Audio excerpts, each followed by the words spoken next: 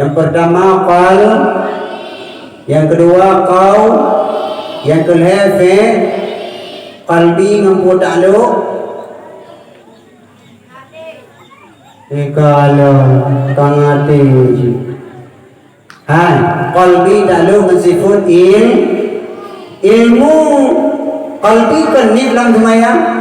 Pertama itu berdiri ladu kebir rukun jinnah, Al-Fatihah dalam sembahyang, rukun limang dan bicara, Nabi tidak tujuh sujud, 8 tadu antara dua, kesigurung tamirake, si prohase kita baca.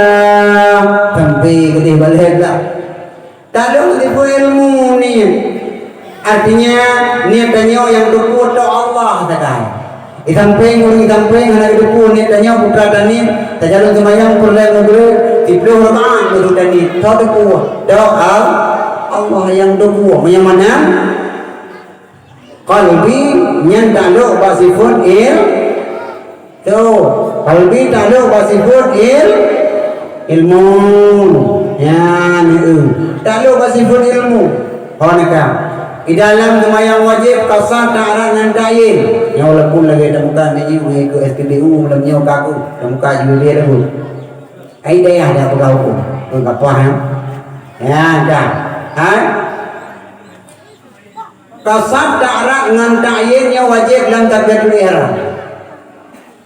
Ini dalam takbiratul ihram dipegang di dalam kitab je pun macam. Hingga cerita bapa yang tumpu, kakung tumpu juga dihinan. Baik dada sebuah kalimat demi sebuah kalimat ni hari kita yang tingkat tinggi. Kasar ta'arat ta'yin, kasar tajalun semayang, ta'arat ni perle, ta'yin kudendek yeluh kakelehu. Kasar ta'arat ta'yin yang wajib di dalam ni. Ya, di dalam ni.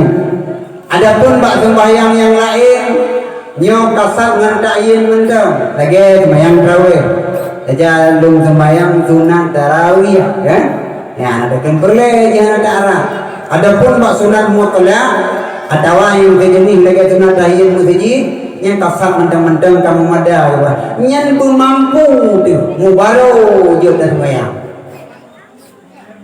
La ilaha illallah lam Fatihah 7 huruf mana beru takun takur salam supaya sah Fatihah kata la ilaha illallah tasdidlah di sinanna anjir kurung anjir temu tama hinan jelas mengubah makna 7 ayat dalam Fatihah.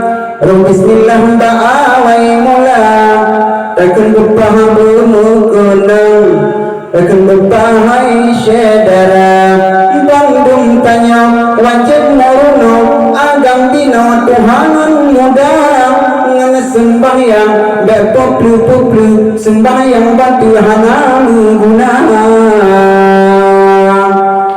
jino baru balik belah Fatihah.